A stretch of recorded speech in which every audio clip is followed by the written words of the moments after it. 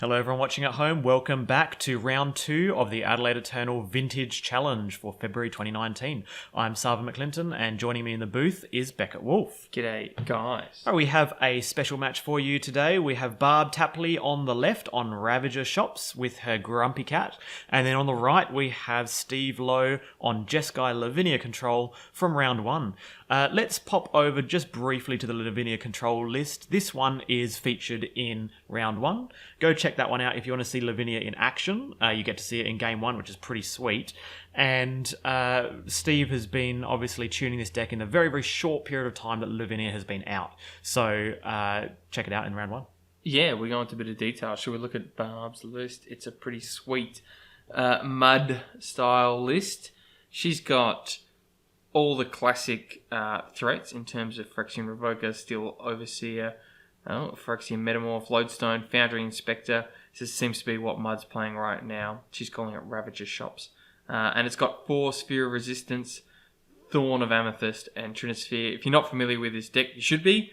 It's a staple. It's arguably one of the best decks in Vintage right now. They keep banning it, they keep restricting it, They and try. it just keeps coming back. You know, there's so one many... Lodestone Golem, one Chalice of the Void. That's it. I mean, it's still going. It's because I think at the end of the day, the mana base is really good in the sense of the Mishras are really, really strong. So Oh yeah, I mean Black Lotus every turn. It makes any artifact good, like Precursor Golem. You ever heard of that card before Vintage? Anyone who doesn't play Vintage heard of that card? Of course they haven't. You know? Then in Vintage, you're like, well, a 5 mana robot is actually highly playable. Yeah, if you can cast it on turn 1, then yeah, like it's pretty good. Yeah, seems decent. So that's Barb's list. We'll get to check out and see how it actually goes when we go down to the match. Yeah, let's do it. So we've just been resolving some mulligans, and I believe Barb wanted to show off her play match. She's been looking forward to putting Grumpy Cat on the screen. So we said, okay, you can do it this once. And here we have a hand of 6 5 or 5 maybe for Steve. And as we saw a couple of mana sources, and we had a couple of threats. So I mean, I can't count. It could be 6. I didn't learn to count, so we'll find out. There was a dig through time. There's no play on turn 1 though, so Lavinia can't be played off the Mox Jet, which is a bit painful. But unlike on Barb's side, where we have a Chalice on 1, Chalice on 1 of Ancient Tomb. Now, this, if you're not familiar with a Chalice on 1, this is probably and Chalice on 0, it's probably one of the reasons why Chalice is restricted, because it leads to swingy games. Before you get to your Moxen down, it can go for 0. After you get your Moxen down, it goes for 1 and turns off all your preordains. It's really painful. Yeah, absolutely.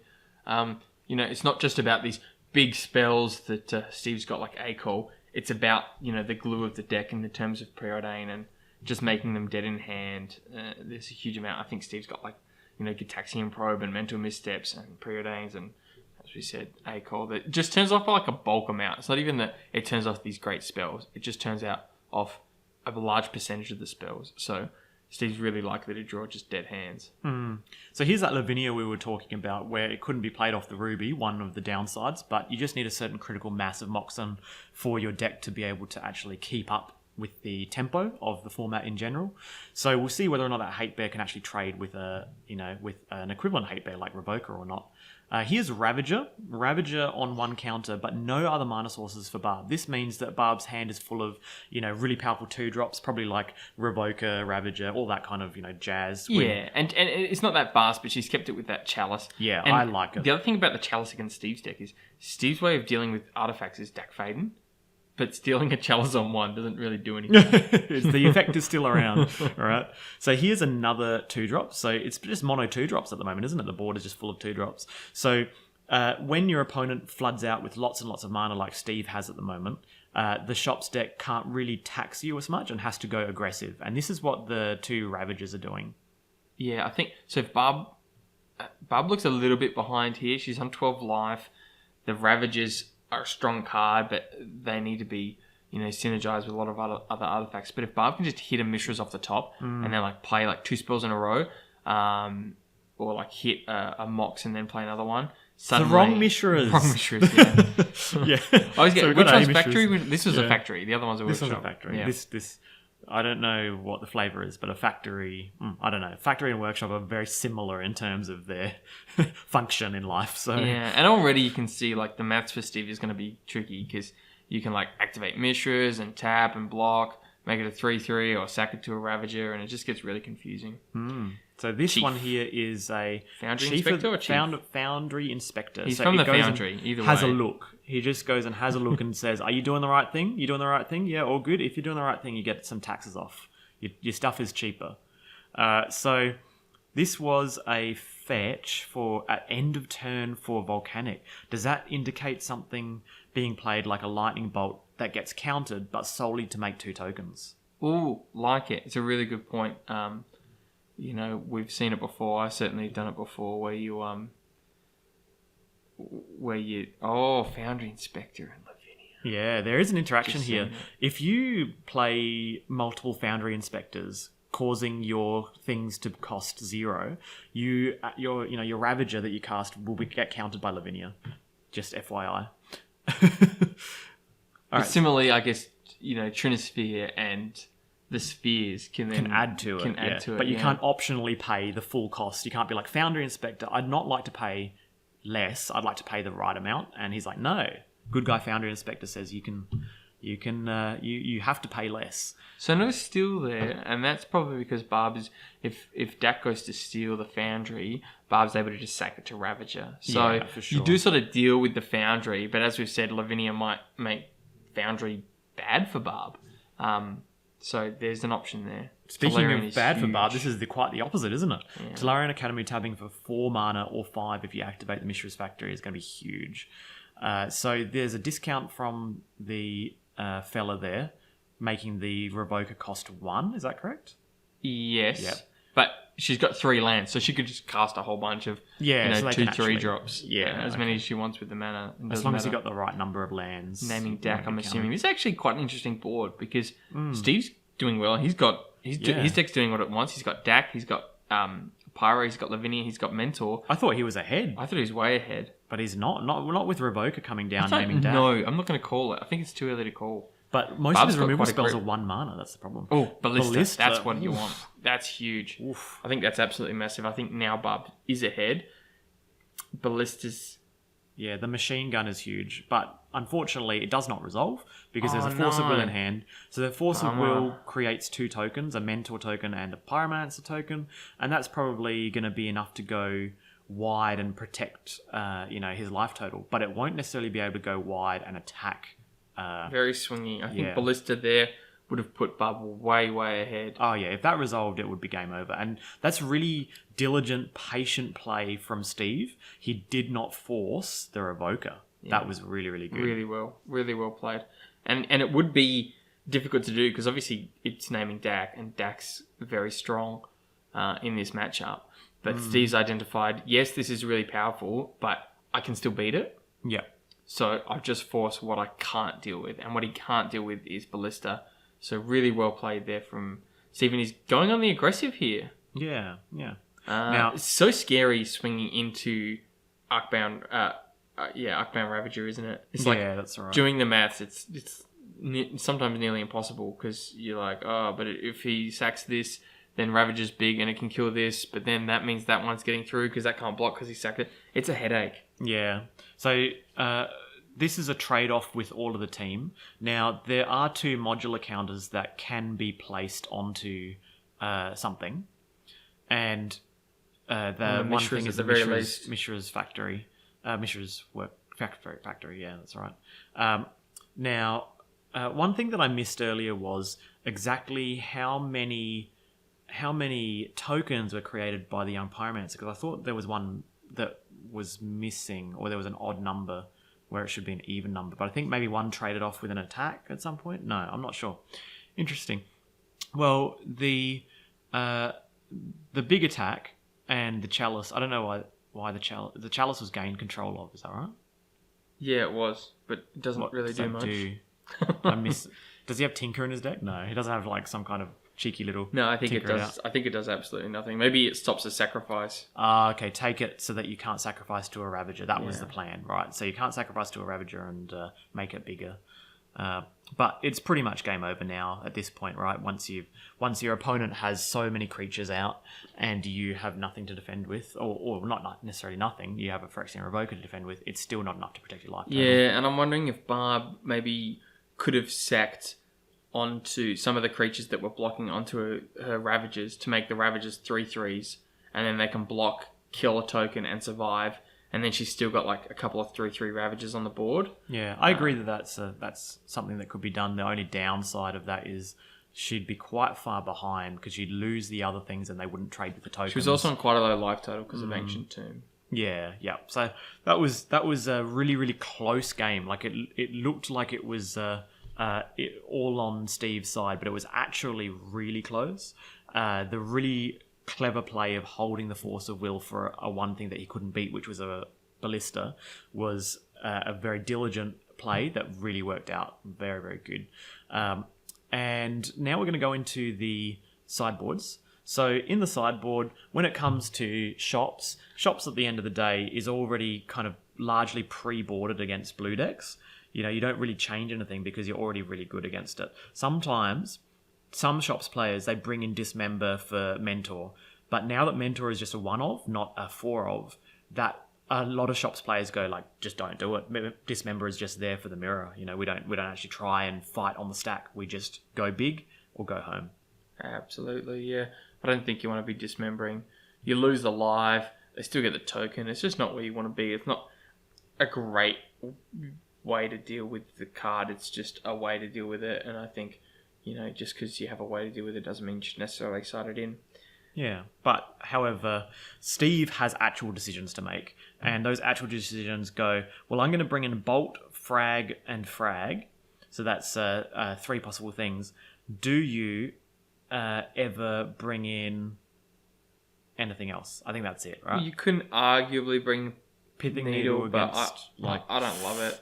You've got like on a Mishra's Factory. Well, you've got like the bad. Thing is that you've got 2 Pyroblasts to take out and probably at least 3 Misstep. Okay, so if you're taking out five things, things you can bring in out. Needle and just name Ravager or Ballista because Ballista actually destroys your board. Yeah, and Ravager is very annoying, but Ballista actually destroys you. That's the thing that wins and machine guns you, or just kills your Mentor and 2 of their tokens. I mean, even Mana Drain's like not great. Yeah, for sure. I'd say you have to keep it in, unfortunately. But yeah, I'd be going 2 Needle, 1 Bolt, 1 Frag. Yep. All right. And taking out take out 3 Misstep. The bad cards, the Pyroblast and the Misstep.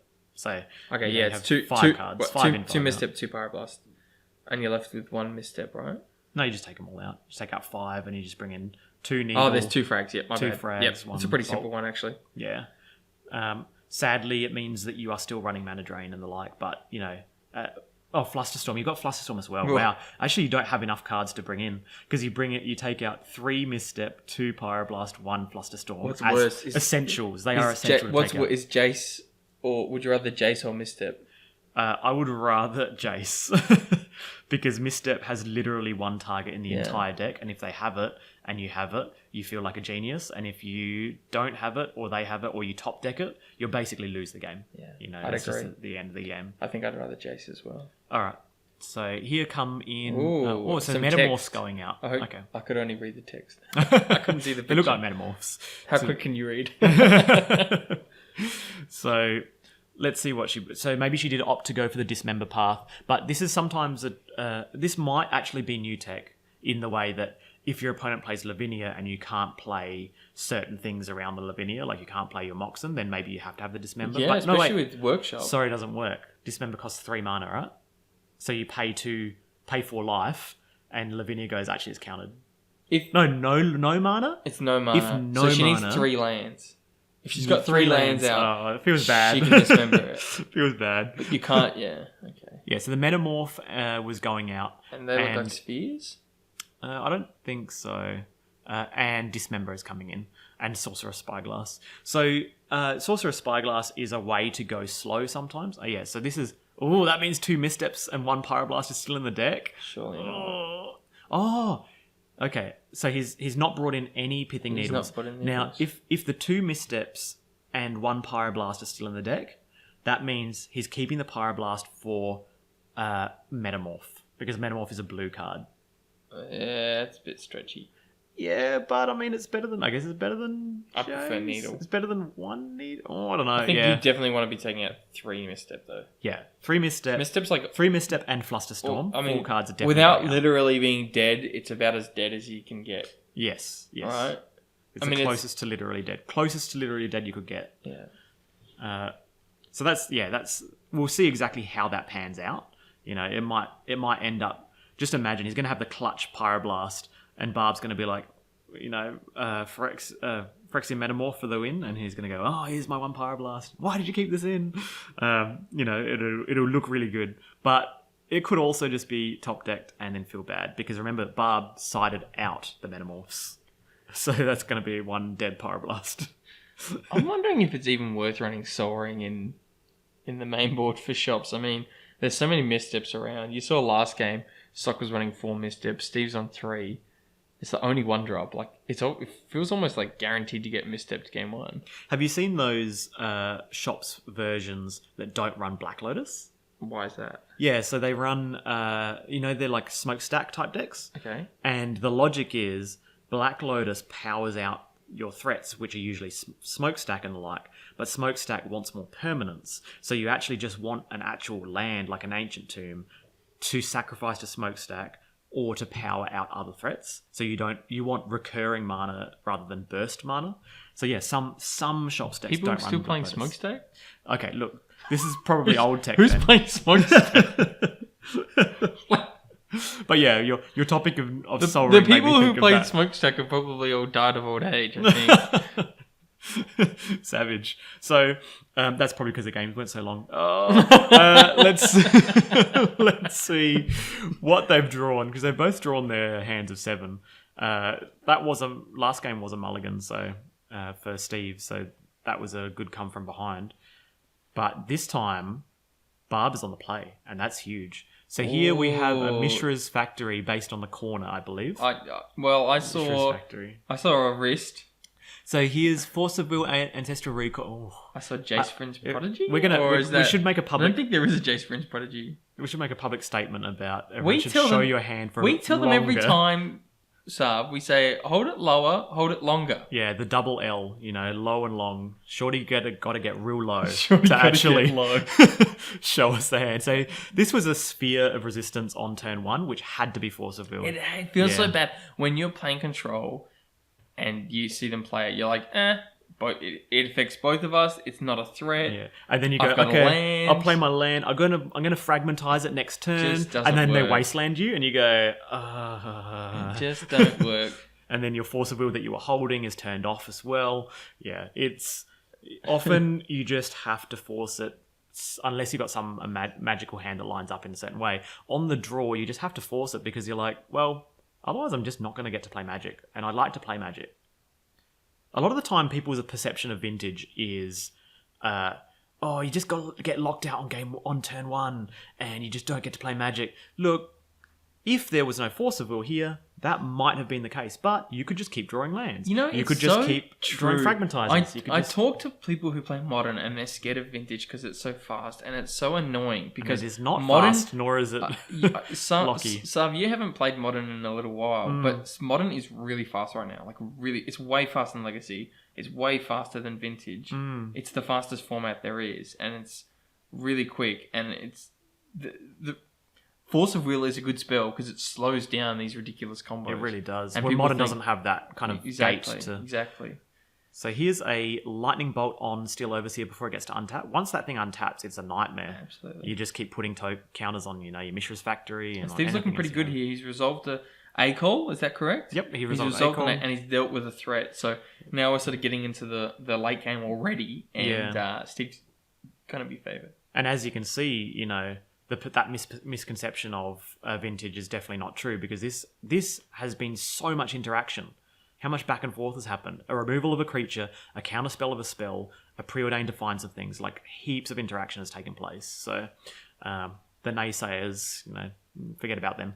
We've got Ravager out on 1 counter and 2 little Mishra's Factories down the bottom. Mishra's Factory are really, really good against control decks. Absolutely, yeah. And then you finally... If you've ever played against Standstill, you'll learn to respect them. Mm-hmm.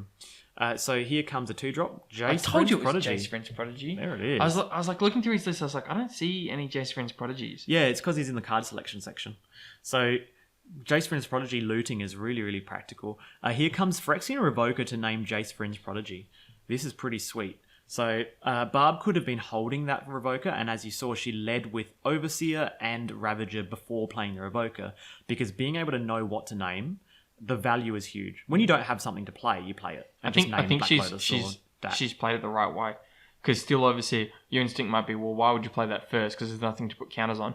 But you want that to be losing its summoning sickness first, so that you can then go untap Ravager, and then you're able to tap Still Overseer. You don't need to get in for 1 damage with Ravager. For sure. So you should play the Overseer first, and then the Ravager. Let's forget about playing around counter spells and frags for a second. But, as far as maximum power level, I think it's the best way to play it, yeah. Yeah.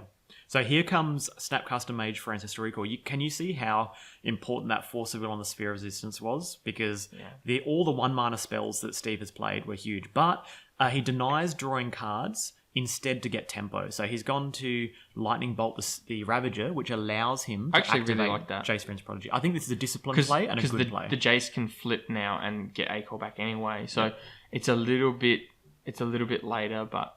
And the other advantage of it flipping is the fact that it just shuts off the threats. Mm-hmm. So you flip it and you minimize the other guy. And what Steve's done is said, I'm not going to take 4 this turn.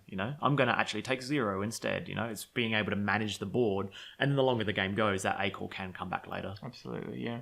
People I think, with power especially, they're like so eager to cast it as soon as possible. I think the more power I cast, the more I win. But you just got to treat it like any other card. It fits a spot, fills a spot. Exactly. It's either he could have played A-Call here, but the discipline play is to minimise. And A-Call is always going to be good, but why not make a Power 9 card a Power 9 card? Like, A-Call is broken because it can do this. Time Walker's broken because it can do this. Moxen are broken because they can do that. So this was a Force of Will on Chief of the Foundry. Chief of the Foundry makes things bigger. So it would have made the Ravager have 1 more power, which allows it to trade with the Snapcaster Mage, but it would have had 1 more toughness, so Snapcaster Mage wouldn't be able to kill it. So that was a Force of Will on the Chief. I don't think I would have done that. I think I would have let it resolve and then used my untap Young Pyromancer and then flashback A-Call, make a token, and just controlled the board that way and kept the Force of Will for a possible because ballista. Jace is going to be able to survive Ravager hits regardless, right? Yeah, correct. Unless Barb's going to sacrifice her entire board, in which case you've won. Yeah. What are you saving the Force of Will up for, though? Yeah, well, you're saving it for the night time here. So now we've gone into night mode. You all brought your night vision goggles, right? We did. Yeah. I think we said that at the start of the video. And it's daytime now. Bring your night vision goggles. If you weren't listening, that's your fault. Very important. It's in the fine print of the description of the video. So this is Ballista. So this is exactly what I was saying before. Holding the Force of Will for Ballista when the opponent has a Ravager active is probably where you want to be. Yeah, you answered my question. You got lucky there, sir. So this is where Steve got punished for using the Force of Will on the Chief of the Foundry. He was disciplined last game. Yeah. One thing that did he just think he was so far ahead already that a bit of like tempo force, and now he's stabilized. Possibly. So interestingly, Barb could have sacrificed the Mox Pearl to the Ravager, and then the Ravager to the Ballista, made a bunch of counters on the Ballista, killed a Young Pyromancer, and killed a couple of other little threats there. But the problem with that play is it's all in. It's all in like Ballista. The Ballista sits there, kills a few things, goes down to say 1 counter, and then if there's 1 Fragmentize, the Ballista's gone. That's just over, and you've lost your Pearl. And there was a frag. So I can see how it could have gone either way. I know a lot of people would have sacked the Pearl there, but I can see how leveraging it that way and keeping the Ravager for a longer period of time, which also holds down the fort, was the plan there for Barb, from Barb. So here comes another frag on the Pearl. So I think that's a bit bold. I mean, you're making more tokens. And you know how when you have Mentor out, you kind of go, use the spells. Just use the spells. Don't think about it. Use the spells. Make your tokens. Figure it out later. But with Young Pyro, you don't have that ability because prowess on the tokens is what makes them really good. Here's Phyrexian Revoker turning off the flipped Jace. I guess Steven's looking at it like fragment. If you had a stone rain, if they had an empty board and you had a stone rain, Well, that's the answer. He had more frags in hand, so yeah, just was that use 3 them. frags in hand? Yeah, just pretty use them. good. And then it frags a thing and And he's allows got Jace Jace- Prince Prodigy to Jace flash frags, back the frag. yeah. Like, yeah, okay, I can see why you made Just that so play. far Just like, ahead, yeah. You're like, I can't lose. The thing about this though, it's not like a stone rain, is because, as I said, Barb can just rip like Mishra's Workshop. Oh yeah, workshop precursor golem or something, and you're like, oh, why did I frag a Mox Pearl? yeah, like precursor golem, yeah, seems pretty decent. But here comes Hangerback Walker, which is actually fantastic against Fragmentize. So, of all the things, shame. Yeah, what a shame. Of all the things that Steve was expecting to come down and to be ready to flashback a Fragmentize, this is probably one of the ones that's the worst, Yeah, it's a bit too late now, obviously. For sure. Because, making one token is a bit moot, but here comes the team. Send in the team, and that's a handshake. Thank you very much for watching, joining us here in the Adelaide Eternal booth. We are Adelaide Eternal, and we will see you in round 3, which is coming up right next. See you then. Steve's on a steamroll. Huh?